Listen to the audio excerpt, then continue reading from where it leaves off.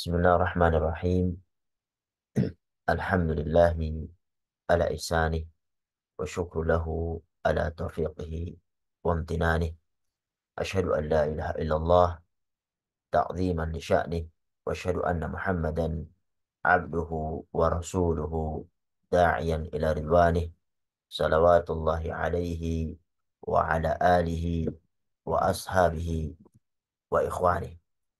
Qala ta'ala ya ayyuhalladzina amanu taqullaha haqqa tuqatih ولا تموتن إلا وأنتم مسلمون. اللهم علمنا ما ينفعنا وانفعنا بما علمتنا وزدنا علما يا رب العالمين.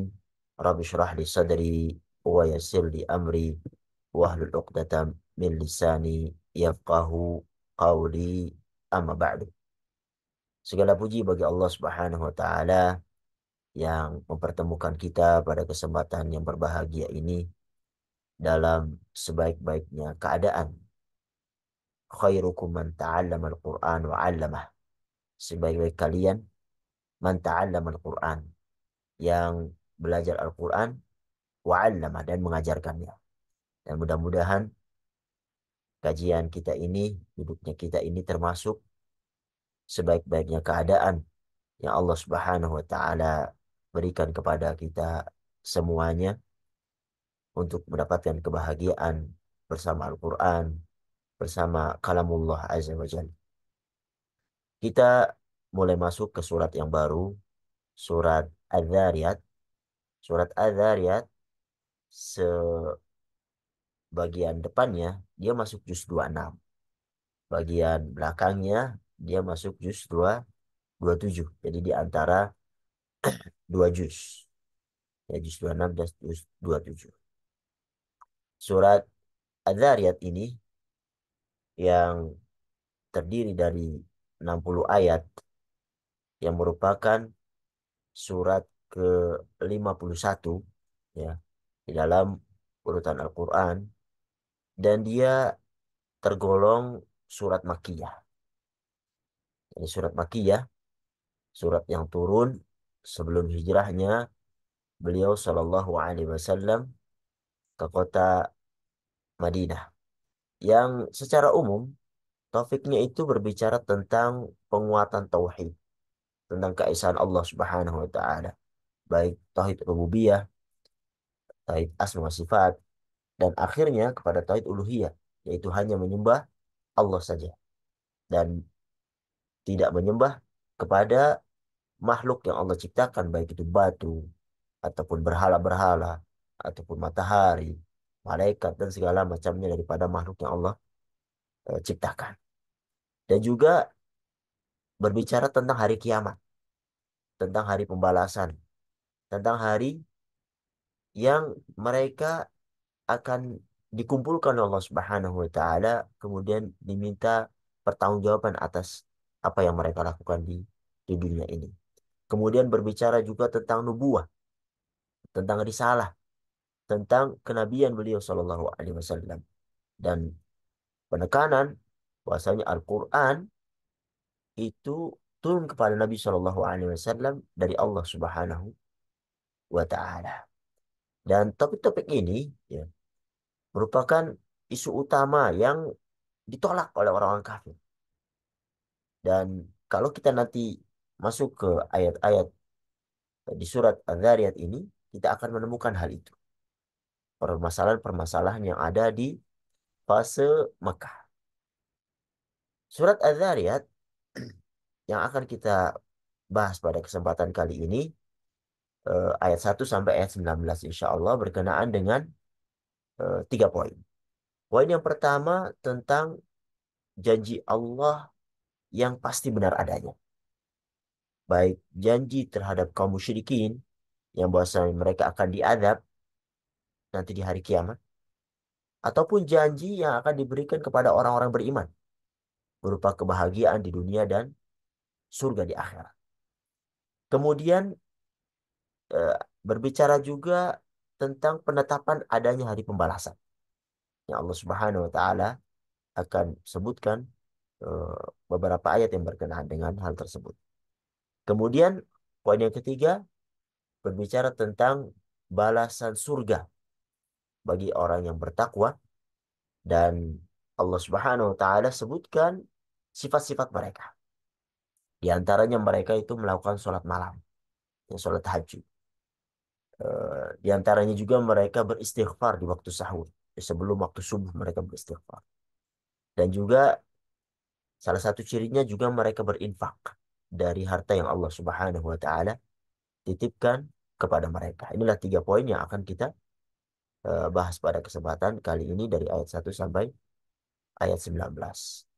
Sebelum kita masuk ke ayat demi ayat dari surat An-Nariyat ini, kita tilawah dulu. Silakan yang eh, ada mushaf dibuka ayat 1 sampai 19.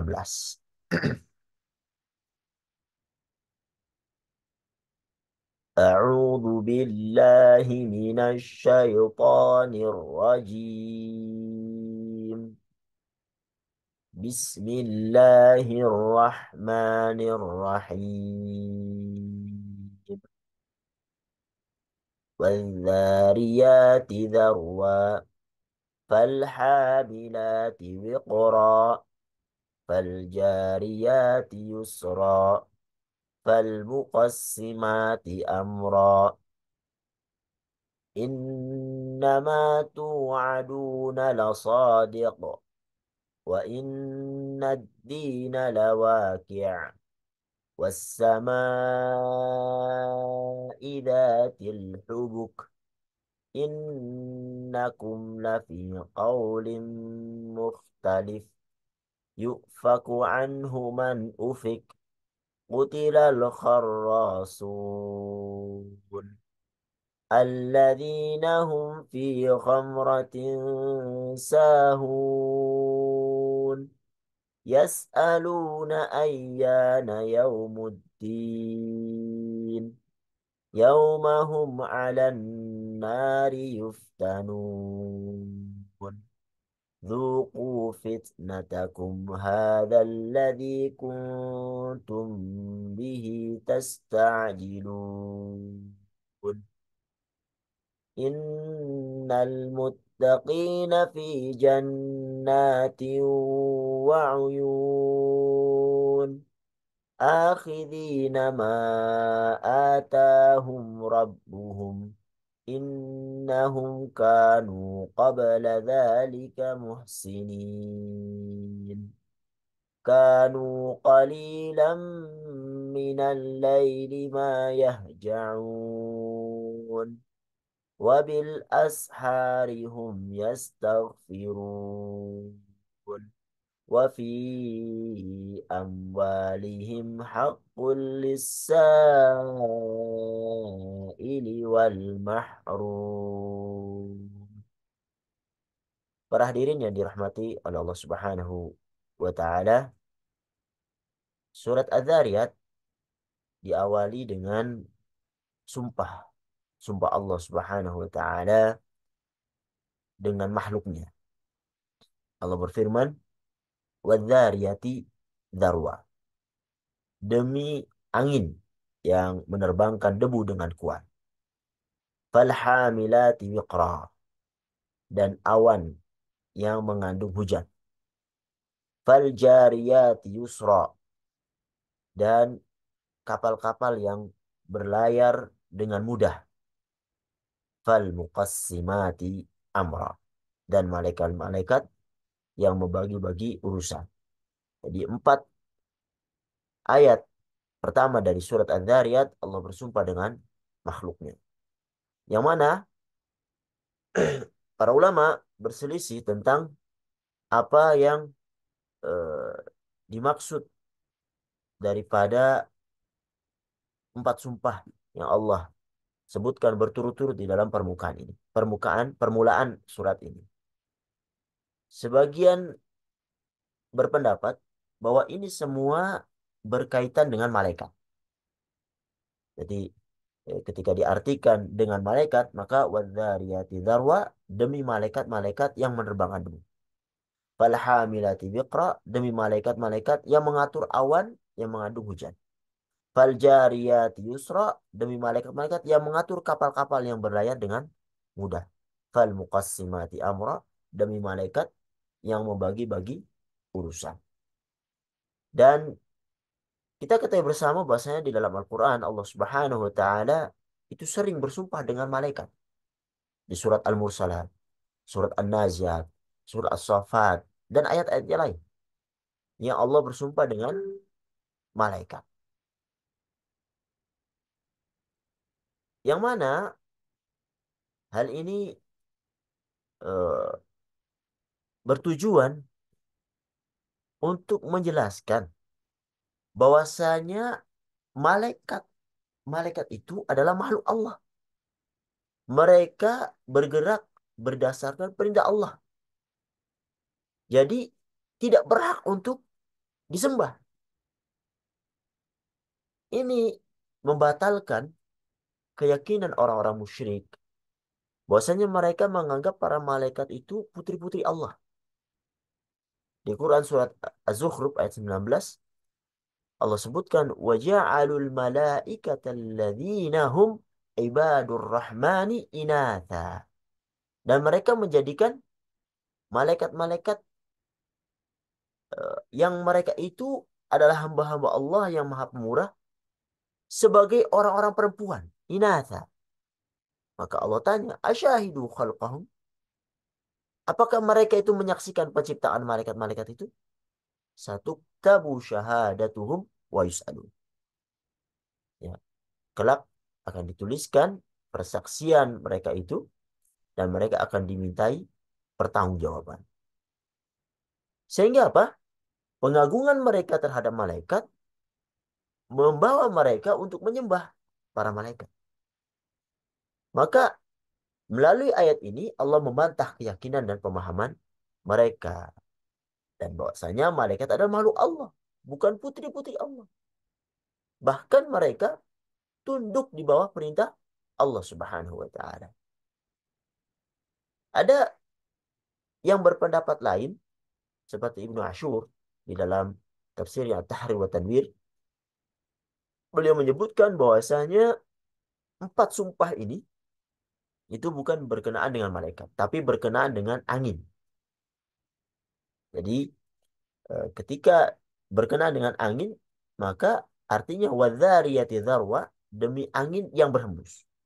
Falhamilati wiqra, maka angin-angin tersebut membawa awan-awan.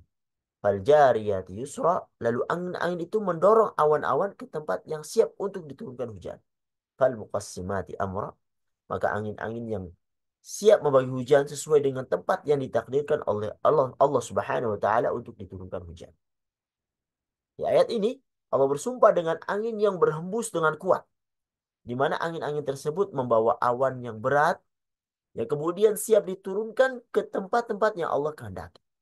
Di Quran surat Al-A'raf ayat 57 Allah sebutkan wa huwallazi yursilur riyaha bushran baina yaday rahmatih hatta idza aqallat sahaban thiqalan suqnahu li baladin mayyit.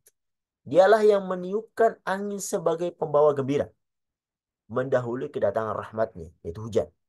Sehingga apabila angin itu membawa awan mendung, kami halau ke suatu daerah yang tandus, lalu kami turunkan hujan di daerah itu.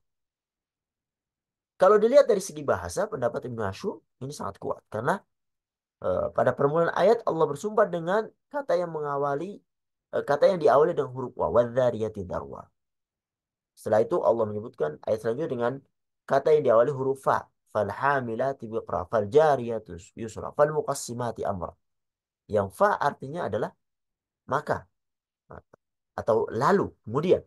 Artinya semua itu datang dan terjadi berurutan setelah sesuatu yang telah disebutkan sebelumnya. Intinya, ini perbedaan para ulama dan ini bukan hal yang bertentangan dan disebut di dalam tafsir disebut dengan ikhtilaf at-tanawwu, ikhtilaf yang bervariatif, ya, beragam pendapat ulama yang eh, maka penafsiran itu menunjukkan suatu kebenaran dari keduanya. Wallahu a'lam. Kemudian setelah empat penekanan atau sumpah Allah terhadap makhluknya, baik dia malaikat ataupun angin, Allah tekankan itu satu hal di ayat kelima. Innama tu'aduna lasadiq. Sesungguhnya apa yang dijanjikan kepadamu pasti benar.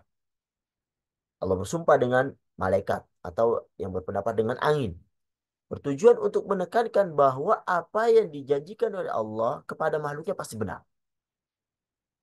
Di antara janjinya, bahwasanya kaum musyrikin di hari kiamat nanti akan diazab oleh Allah Subhanahu wa taala. Dan semua janji Allah pasti benar.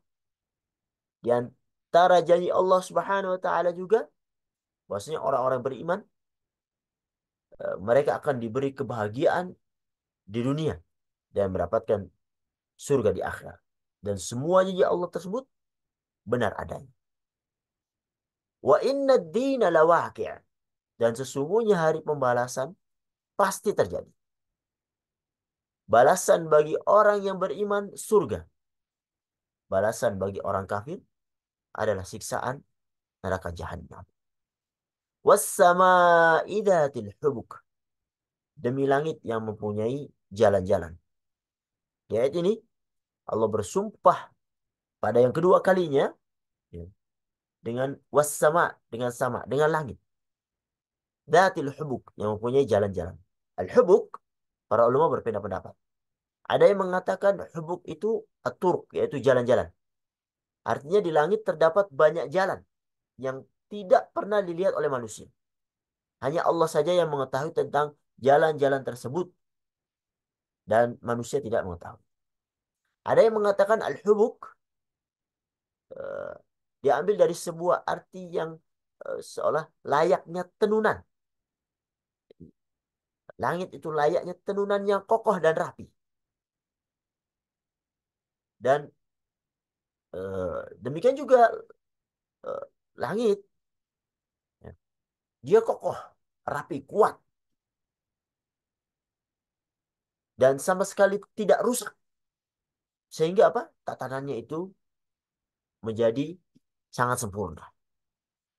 Ada yang mengartikan, menafsirkan dengan bermakna langit yang indah, yang dihiasi dengan berbagai macam perhiasan langit. Ada matahari, ada rembulan, ada bintang-bintang, ada galaksi yang lain yang ada di langit. Dan seperti kita ketahui bahwasanya menurut ilmu pengetahuan yang kita sekarang hidup di dalamnya, bahwasanya langit adalah ciptaan Allah yang sangat luas dan besar.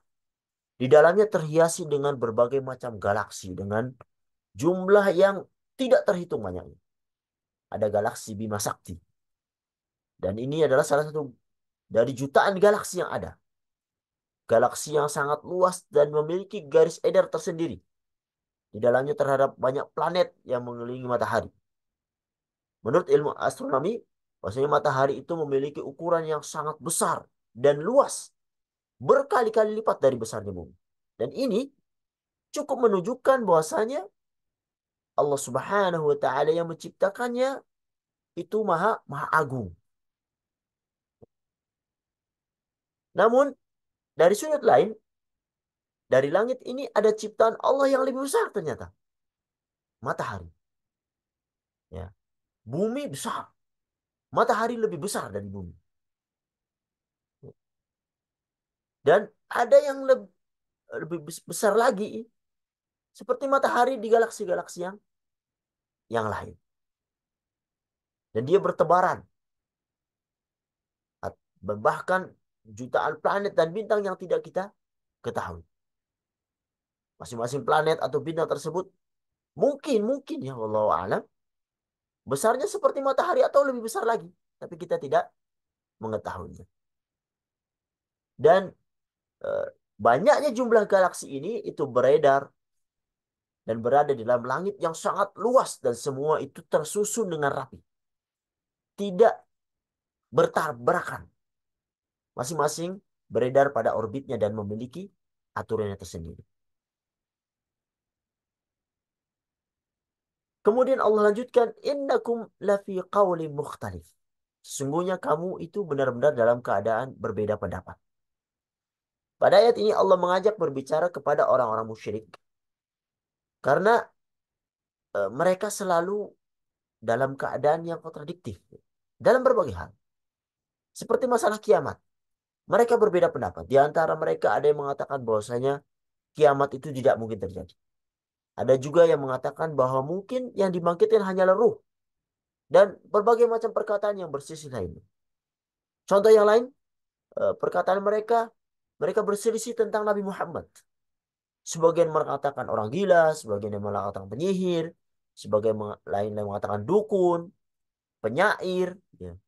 Dan mereka tidak sepakat dengan perkataan mereka tersebut. Karena apa? Karena mereka tahu bahwasanya apa yang mereka ucapkan itu salah. Mereka mengetahui persis bagaimana Rasulullah Shallallahu Alaihi Wasallam, sebagaimana mereka mengetahui anak-anak mereka. Tapi apa? Pengingkaran mereka, hawa nafsu mereka, membawa mereka kepada hal-hal yang mereka tidak yakin. Sehingga apa? Ucapan mereka itu saling bertentangan. Apalagi di masalah akidah. Mereka memiliki Tuhan yang berbeda-beda. Setiap orang ada Tuhannya. Setiap kabilah ada Tuhannya. Ya. Keyakinan terhadap patung yang satu beda dengan yang lainnya. Oleh karenanya, Allah sebutkan di sini dengan penekanan. Innakum lafi qawli muqtalib. Sesungguhnya kamu benar-benar dalam keadaan berbeda pendapat. Sehingga seolah-olah Allah Subhanahu wa taala mengetahui persis apa yang terjadi di diri mereka. Seakan-akan perselisihan, perbedaan pendapat itu selalu melazimi dan tidak pernah lepas dari mereka. Yu'faku anhu man ufik. Dipalingkan daripadanya Rasul dan Al-Quran orang yang dipalingkan. Maksudnya adalah orang-orang musyrikin itu dipalingkan dari kebenaran. Mereka dipalingkan dari memahami Al-Quran. Padahal Al-Quran itu selalu dibacakan oleh Nabi Shallallahu Alaihi Wasallam dan para sahabat. Dan Al-Quran itu berbahasa Arab. Dan mereka mengerti dengan baik bahasa tersebut. Seandainya Al-Quran itu dibacakan, mereka lebih paham daripada banyak orang Islam yang tidak berbahasa Arab. Karena apa? Karena kaum musyrikin Arab itu paham betul tentang keindahan dan pemilihan kata-kata di dalam Al-Quran. Mereka mengetahui betul kelebihan Al-Quran. Tapi mengapa mereka dipalingkan dari kebenaran? Mereka tidak beriman terhadap Al-Quran ini. Itulah pentingnya hidayah. Hidayah yang selalu kita mohon kepada Allah Subhanahu wa taala. Ihdinas siratal mustaqim. Tunjukkanlah ya Allah kami itu kepada jalan yang benar. Begitu mahal hidayah. Kita mungkin tidak tahu persis apa isi dalam Al-Quran. Tidak tahu persis eh, apa namanya hal-hal yang tersembunyi di dalam keindahan Al-Quran ini. Tapi Allah Subhanahu wa taala memberikan hidayah kepada kita untuk beriman dengan yang hal kadang-kadang kita tidak mengetahui. Ya. Masih banyak lautan ilmu yang ada dalam Al-Quran belum kita ketahui. Masih banyak. Bahkan para ulama pun yang sudah mendalaminya, mereka akan menemukan ilmu-ilmu baru di dalam Al-Quran yang sebelumnya mereka tidak mengetahui. Dan Allah Subhanahu wa taala, dan kita bersyukur Allah pilih kita untuk mendapatkan hidayah Al-Quran ini. Walaupun sedikit ilmu kita dengan Al-Quran. Oleh karenanya, orang-orang kafir, mereka menginginkan kita jauh dengan Al-Quran. Di Quran, surat Fussilat ayat 26, mereka mengatakan, وَقَالَ الَّذِينَ كَفَرُوا. Dan orang-orang kafir itu berkata, لَا تَسْمَعُوا لِهَذَا الْقُرْآنِ وَالْغَوْ فِيهِ لَعَلَّكُمْ تَغْلِبُونَ. Janganlah kamu mendengarkan bacaan Al-Quran ini, dan buatlah kegaduhan terhadapnya agar kamu dapat mendominasinya. Jadi, dibuat hal-hal, segala macam cara untuk menjauhkan kaum muslimin dari Al-Quran. Karena dengan mendengarkan Al-Quran saja, apatah lagi bisa membacanya, mentadaburinya, mengamalkannya, itu akan menjadikan kita sebagai orang-orang hebat dan menjadikan kita mulia di sisi Allah Subhanahu wa taala. Artinya para hadirin rahmatullah Allah Subhanahu wa taala, eh, ada sesuatu yang benar-benar nyata yang berada di atas kebenaran, yaitu Rasulullah Shallallahu alaihi wasallam yang diturunkan kepadanya Al-Qur'an, yang dibacakan kepada orang Arab, kepada orang kafir musyrik yang mengetahui bahasa, tetapi mereka tidak beriman. Karena apa? Karena mereka dipalingkan oleh Allah Subhanahu wa taala di kebenaran. Dan ini eh, sangat benar adanya dan sudah menjadi kenyataan yang nyata terjadi pada seorang. Yang mana seseorang kadang mengetahui kebenaran, mengetahui itu sesuatu yang datang dari Allah Subhanahu wa taala, cocok dengan hati nuraninya, hati nuraninya. Tetapi apa? Ketika Allah palingkan hati yang bersih itu dari beriman kepada Al-Quran ini, maka mereka akan berada di jalan kesesatan.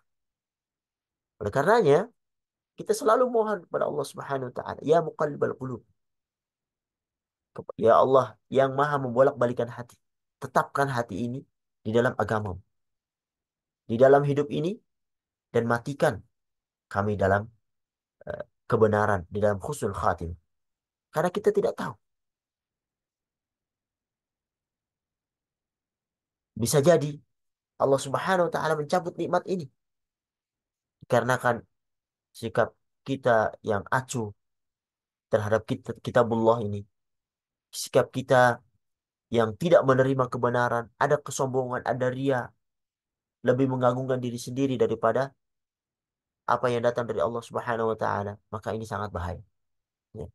Jangan sampai kebenaran itu tidak kita ambil, bahkan kita tolak dengan hawa nafsu kita, sehingga kita bisa tergolongkan kepada orang-orang yang celaka.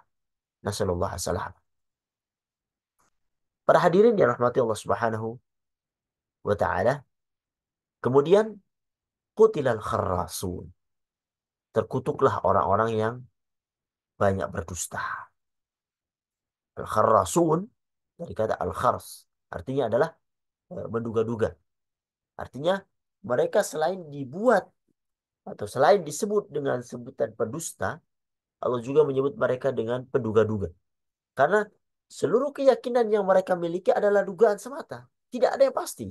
Tatkala mereka menyebut Muhammad adalah orang gila, penyair, ya, dukun, dan segala macamnya, sebenarnya itu hanya dugaan mereka saja. Dan tidak ada yang pasti. Begitu juga tentang keyakinan mereka terhadap berhala. Itu merupakan dugaan-dugaan mereka saja. Mereka berusaha memastikan dugaan-dugaan tersebut yang pada hakikat tidak ada bukti, tidak ada dalil sama sekali. Iyattabi'una illa dhann. Di Quran surat An-Najm ayat 28. Mereka tidak lain hanyalah mengikuti dugaan-dugaan. Keyakinan mereka tidak dibangun di atas dalil dan argumentasi yang kuat, tapi hanya sekedar dugaan. Apa saja yang mereka katakan tentang Nabi Muhammad, tentang hari kiamat, tentang Al-Quran, itu hanya dugaan mereka. Oleh karenanya, Allah Subhanahu wa taala mencela mereka dengan ayat ini, qutilal kharrasun. Terkutuklah orang-orang yang banyak berdusta, yang banyak menduga-duga.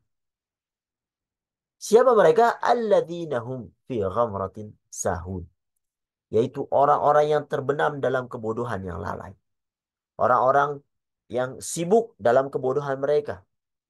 Sehingga mengakibatkan mereka lalai dari beriman kepada kebenaran yang dibawa oleh Rasulullah Shallallahu Alaihi Wasallam.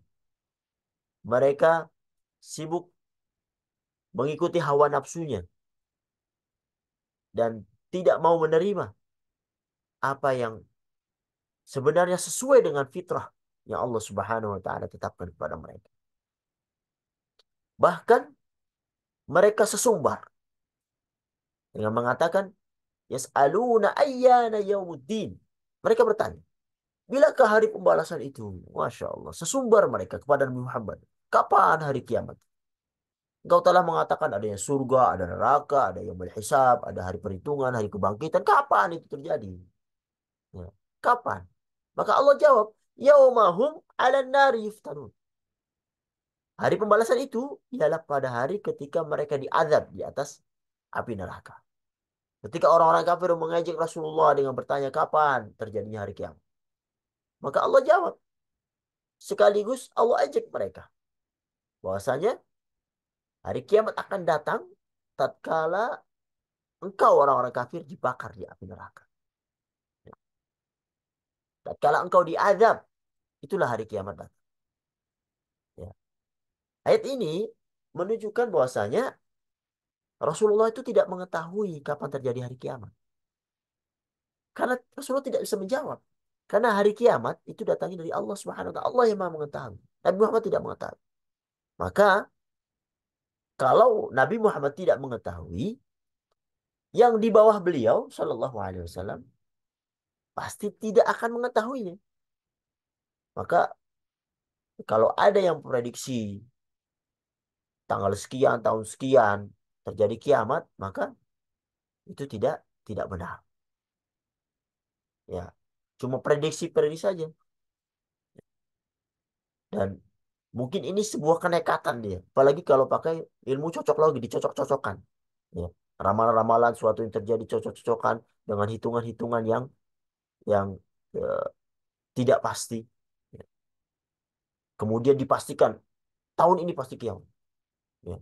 Bahkan pernah terjadi ketika ditentukan hari kiamat banyak yang bunuh diri daripada menerima apa eh, menemui hari kiamat. Dengan ayat ini kita mengetahui bahwa Nabi Shallallahu Alaihi Wasallam tidak mengetahui hal yang gaib. Bahkan ditanya oleh Jibril kapan hari kiamat, bisa menjawab mas'ulu anha a'lamu binasai. Bahkan yang bertanya itu lebih mengetahui dari yang ditanya. Dan akan dikatakan kepada orang-orang kafir tadi, "Dzuqu fitnatakum hadzal ladzi kuntum bihi tasta'jilun." Dikatakan kepada mereka, rasakanlah azabmu ini. Inilah azab yang dulu kamu minta untuk disegerakan. Dahulu orang-orang musyrik itu sesumbar dengan bertanya tentang azab, kapan terjadi hari kiamat. Maka Allah Subhanahu wa taala sebutkan Quran surat Al-A'raf ayat 70, "Fa'tina bima ta'iduna in kunta minas sadiqin." Maka buktikanlah ancamanmu kepada kami jika kamu orang benar. Ya. Di ayat yang lain, "Fa'tina bima ta'iduna in kunta minal mursalin." Maka buktikanlah ancamanmu kepada kami jika kamu utusan Allah. Bahkan mereka meminta untuk diserahkan adab. Di Quran surat Al-Kabut ayat 54. Yasta'jilunaka bil adab wa inna jahannama lamuhitatun bil kafirin. Mereka meminta kepadamu agar disegerakan diturunkan adab. Dan sesungguhnya neraka jahanam itu pasti meliputi orang-orang kafir. Di Quran surat Al-Anfal ayat 32. Wa idh qalu wa idh qalu lahumma in kana hadha huwa al-haq min indik fa'amtir alaina hijaratan minas sama' aw itina bi'adzabin alim. Dan ingatlah ketika mereka orang-orang musyrik itu berkata, "Ya Allah, jika Al-Quran ini benar, wahyu dari Engkau, maka fa'amtir alaina hijaratan minas sama." Masya Allah, permintaan yang luar biasa. Hujanilah kami dengan batu dari langit. Awitina bi'adzabin alim. Atau datangkanlah kepada kami azab yang pedih. Bukannya ampunan yang mereka minta Allah Subhanahu wa ta'ala. Tapi apa? Allah tidak menurunkan azab bagi mereka. Ya. Karena akan tiba masanya Allah menurunkan azab bagi mereka dengan izin Allah. Jika setiap orang bermaksiat kepada Allah lalu turunkan azab bagi mereka seketika itu, atau jika setiap orang yang tidak mau beriman kepada Allah lalu binasa saat itu, maka tidak ada ujian di dalam kehidupan ini. Karena sejatinya manusia itu diciptakan dan hidup di muka bumi ini untuk diuji. Ya. Dan ini termasuk bentuk keimanan kita kepada hal yang gaib, kepada hal yang terjadi. Dan diharapkan mereka untuk bertobat pada Allah Subhanahu wa taala dari ucapan-ucapan mereka yang mendustakan ayat Allah Subhanahu wa taala ini. Kemudian ayat 15 mulai bercerita tentang orang-orang yang bertakwa dan sifat-sifat mereka. Bahwasanya mereka itu di dalam surganya Allah Subhanahu wa taala penuh dengan kenikmatan. Innal muttaqina fi jannati wa uyun. Sesungguhnya orang yang bertakwa itu berada dalam taman-taman surga dan mata air. Di dalam ayat ini Allah Subhanahu wa taala menyebutkan bahwasanya surga itu berkaitan dengan orang-orang bertakwa. Dan kita temui di beberapa ayat di dalam Al-Quran, misalnya di Quran surat Ali Imran ayat 133, "Wasari'u ila maghfiratin min rabbikum wa jannatin arduha as-samawati wal ard u'iddat lil muttaqin." Dan bersegeralah kamu mencari ampunan dari Tuhanmu dan mendapatkan surga yang luasnya seluas langit dan bumi yang disediakan bagi orang-orang yang bertakwa. Allah telah menyiapkan surga bagi orang-orang bertakwa. Takwa secara bahasa memiliki arti penghalang. Dan secara istilah disebutkan bahwasanya antaj'al bainaka wa baina sakhatillah wiqayah. Engkau menjadikan penghalang antara engkau dengan kemurkaan Allah itu, ya. Menjadikan penghalang antara engkau dengan kemurkaan Allah. Yaitu apa? Bi an tatahama asbab khidlanihi fid dunya wa adabi fil akhirah. Yaitu dengan menghindari sebab-sebab yang dapat mendatangkan kehinaan di dunia dan adab di akhirat. Jadi orang bertakwa adalah orang yang menjadikan penghalang antara dirinya dengan azab Allah, yaitu dengan neraka jahanam. Dan hendaknya seorang mukmin itu sebisa mungkin membuat penghalang antara dirinya dengan neraka jahanam. Hendaknya dia selalu uh, berusaha bertakwa kepada Allah Subhanahu wa taala, baik dalam uh, keramaian atau dalam kesendirian. Bahkan kalau bisa dia hendaklah berkepribadian seperti yang disabdakan oleh Rasulullah SAW. Ittaqillah haitsu haitsu ma kunt. Bertakwalah kepada Allah dimanapun engkau berada. Ya. Bertakwa kepada Allah dimanapun engkau berada. Di semua tempat. Ya. Di saat sendirian, di saat ramai, di dalam masjid, di tempat kerja, di perjalanan, di semua tempat. Hendaklah bertakwa kepada Allah Subhanahu wa taala. Jadi takwa ini bukan di masjid saja, tapi di semua tempat. Di pasar, di jalan-jalan, di tempat pekerjaan, di kantor, ya, di tempat kita jualan, di sekolah, hendaknya bertakwa kepada Allah Subhanahu wa taala. Karena yang akan didapatkan sangat besar, itu surganya Allah Subhanahu wa taala yang disiapkan oleh Allah untuk orang-orang yang bertakwa. Kemudian Allah sebutkan di ayat-ayat selanjutnya tentang sifat-sifat mereka. Di antaranya adalah akhidina ma atahum rabbuhum innahum kanu qabla dzalika muhsinin. Sambil menerima segala pemberian Rabb mereka, sesungguhnya mereka sebelum itu dunia adalah orang-orang yang berbuat kebaikan. Akhidin sini mengambil eh, ada dua makna. Makna pertama yaitu makna hakiki, yaitu makna mengambil. Artinya banyak sekali yang diambil oleh penghuni surga ketika berada di dalam surga. Seperti buah-buahan, makanan, dan kenikmatan-kenikmatan lainnya. Makna yang kedua, mengambil adalah menerima dengan ridha, yaitu suka dan puas dengan semua pemberian Allah Subhanahu wa taala. Karena apa? Di surga kelak, penghuni surga itu merasakan segala bentuk kepuasan. Tidak ada penghuni surga yang tidak puas dari kenikmatan yang Allah Subhanahu wa taala berikan kepada mereka. Dan itu sebab daripada ihsan. Ketika mereka dulu. Innahum kanu qabla dzalika muhsinin. Sesungguhnya mereka sebelum itu di dunia adalah orang-orang yang berbuat ihsan, berbuat baik. Ya. Ihsan mencakup dua hal. Ihsan kepada Allah dan ihsan kepada makhluk. Ihsan kepada Allah maksudnya adalah menjalin hubungan baik dengan Allah. Ketika Rasulullah SAW tanya tentang ihsan, "Akhbirni 'anil ihsan." Kabarkanlah kepadaku tentang ihsan. Beliau menjawab, "Anta'budallah ka'annaka tarah. Fa in lam takun tarah, fa innahu yarah." Engkau menyembah Allah seakan-akan engkau melihatnya. Jika engkau tidak melihatnya, sungguhnya dia melihatnya.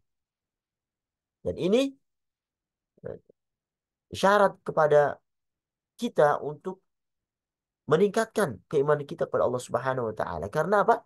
Derajat orang beriman itu derajat eh, ada tiga. Yang pertama derajat keislaman. Derajat yang paling rendah, dia masuk Islam. Kemudian derajat iman, ini lebih tinggi dari Islam. Dan yang terakhir adalah ihsan, derajat yang lebih paling tinggi di atas Islam dan iman. Dan seorang yang telah mencapai derajat ihsan, dia telah tatkala beribadah, dia beribadah dengan khusyuk. Karena apa? Karena dia meyakini bahwasanya dia mencintai Allah Subhanahu wa taala, mengagungkan Allah Subhanahu wa taala, merasa dilihat oleh Allah Subhanahu wa taala. Ibadahnya khusyuk, ya. Ditujukan hanya kepada Allah Subhanahu wa taala. Penuh dengan muraqabah, penuh dengan merasa dilihat oleh Allah Subhanahu wa taala, jadi terhindar dari kemaksiatan-kemaksiatan. Merasa diawasi oleh Allah Subhanahu wa taala sehingga dia eh, tidak memalingkan ibadahnya kepada selain Allah, ikhlas dalam beribadah. Di dalam rukuknya, di dalam sujudnya, eh, Allah Subhanahu wa taala sebutkan wa tawakkal 'alal azizir rahim alladzi yaraka hina taqum wa taqallubaka fis sajidin. Dan bertakwalah kepada Allah yang Maha Perkasa lagi Maha Penyayang, yang melihat kamu ketika kamu berdiri, ya, untuk sholat, melihat pula ketika perubahan gerak badanmu di antara orang-orang yang sujud. Ihsan yang kedua, ihsan kepada makhluk. Maksudnya menjalin hubungan baik sesama makhluk. Seorang hamba yang terbaik kepada makhluk Allah Subhanahu wa taala, hendaknya ia membantu saudara-saudaranya, baik dengan fisik, dengan pikiran, dengan kata-kata yang baik, beri senyuman dan hal-hal yang lain sesama makhluk. Bahkan pada hewan pun kita disuruh untuk ihsan kepada makhluk Allah Subhanahu wa taala. Di antara sifat yang lain, kanu qalilan minal laili ma yahja'un. Ya, di dunia mereka sedikit sekali tidur di waktu malam. Ya. Mereka eh, beramal saleh, mendekatkan diri kepada Allah Subhanahu wa taala dengan menjalankan sholat malam. Mereka sedikit sekali tidurnya di waktu malam. Ada yang mengartikan, yaitu sedikit tidur maksudnya adalah eh, mereka hanya memiliki waktu yang sedikit untuk meletakkan lambung mereka di atas tempat tidur. Artinya sedikit sekali waktu mereka untuk tidur di waktu malam. Karena apa? Karena mereka menghabiskan waktunya untuk mendirikan sholat malam. Untuk sholat. Untuk mendekatkan diri kepada Allah Subhanahu wa taala. Mereka kurang tidur. Mereka gunakan untuk beribadah di waktu malam. Ada yang mengatakan maksudnya adalah pada malam hari mereka memiliki waktu untuk mendirikan sholat malam. Meskipun sedikit. Mereka selalu meluangkan waktu mereka untuk merutinkan mendirikan sholat malam. Di saat manusia terlelap dalam tidur. Walaupun hanya sebentar. Ya. Dan ini hendaknya dilakukan oleh seorang mukmin. Bagaimanapun keadaannya, kita harus berusaha untuk mendirikan sholat malam. Walaupun hanya satu rakaat. Ya. Dan ini amalan yang tidak mudah, ya. Membutuhkan perjuangan. Seorang melawan rasa kantuk. Melawan eh, kasur yang tebal, selimut yang empuk, ya. Ini tidak mudah. Tetapi harus diperjuangkan. Supaya apa? Dia bisa masuk di dalam ayat ini. Walaupun hanya satu satu rakaat dilakukan agar dia bisa termasuk dari hamba-hamba Allah Subhanahu wa taala. Dan sifat mereka yang lainnya adalah wabil ashari hum yastaghfirun. Mereka selalu memohonkan ampunan di waktu pagi sebelum fajar. Memohon ampun kepada Allah Subhanahu wa taala, beristighfar, ya. Dan para ulama menyebutkan bahwasanya istighfar di waktu sahur itu memiliki keistimewaan sendiri. Bahkan ada yang mengatakan bahwasanya amalan itu lebih utama daripada membaca Al-Quran di waktu tersebut. Ya. Jadi ayat ini masih berkaitan dengan ayat sebelumnya. Bahwasanya Allah menyebutkan sifat-sifat orang yang berbuat ihsan. Mereka selalu bangun di waktu malam. Menunaikan sholat malam. Hingga waktu sahur. Menjelang waktu sahur mereka beristighfar pada Allah Subhanahu Wa Taala. Mereka Setelah sholat malam, ya, melakukan amalan yang dicintai Allah Subhanahu Wa Taala, mereka tidak angkuh, tidak sombong, ya. Tapi mereka beristighfar karena mereka sadar bahwasanya di dalam sholat malam yang dikerjakan dengan penuh kekhusyuan, eh, penuh dengan eh, keagungan, ya, penuh dengan pengorbanan itu bisa jadi masih banyak kekurangan. Bahkan bisa jadi masuk ke dalamnya penyakit ujub, penyakit sombong. Ketika dia bisa melakukan sholat malam, dia eh, merasakan bahwa saya ini kemampuan saya loh, bukan karena eh, apa namanya rahmat dari Allah Subhanahu Wa Taala. Setan masuk ke sana, maka dia beristighfar pada Allah Subhanahu Wa Taala supaya amalannya diterima, ya, di dalam mendakan sholat malam. Dan sifat-sifat yang jelek dalam hatinya, ya, ingin dilihat, ingin dibilang orang saleh dan segala macamnya, itu eh, hilang dan sempurna daripada eh, pahala yang diterima, yang diberikan oleh Allah Subhanahu Wa Taala kepadanya. Jadi dia tutup ibadahnya dengan beristighfar pada Allah Subhanahu Wa Taala. Para hadirin yang rahmati Allah Subhanahu Wa Taala. Kemudian di akhir pertemuan ini tentang sifat orang-orang bertakwa, bahwasanya mereka wa fi amwalihim haqqul lisa'ili wal mahrum. Dan pada harta-harta mereka ada hak untuk orang miskin yang meminta dan orang miskin yang tidak mendapat bagian, yang tidak meminta. Dan ini merupakan ihsan terhadap makhluk. Yang mana Allah Subhanahu Wa Taala ketika menitipkan harta kepada kita, ada hak yang harus tunaikan kepada dua dua kelompok, kepada as-sa'il, yaitu orang meminta-minta, dan kepada al-mahrum, orang yang tidak meminta tetapi butuh, tapi dia tidak minta, ya. Seperti misalnya di Quran surat Al-Baqarah ayat 273, ketika Allah sebutkan lil fuqara'il ladzina uhsiru fi sabilillah la yastati'una darban fil ardi yahsabuhumul jahilu aghniya yahsabuhumul jahilu aghniya minat ta'affuf ta'rifuhum bisimahum la yas'aluna an-nasa ilhafa wa ma tunfiqu min khairin fa innallaha bi'alim. Dan apa yang kamu infakkan adalah untuk orang-orang fakir yang terhalang usahanya karena jihad di jalan Allah, sehingga dia tidak dapat berusaha di bumi.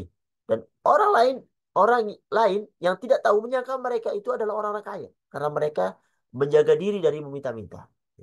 Engkau mengenal mereka dari ciri-ciri mereka. Mereka tidak meminta secara paksa kepada orang lain. Apapun harta yang baik yang kamu infakkan, sungguh Allah Maha mengetahui. Jadi orang yang membutuhkan, ya, tapi dia tidak meminta, orang menyangka dia tidak butuh. Dia menjaga kehormatannya dari meminta-minta.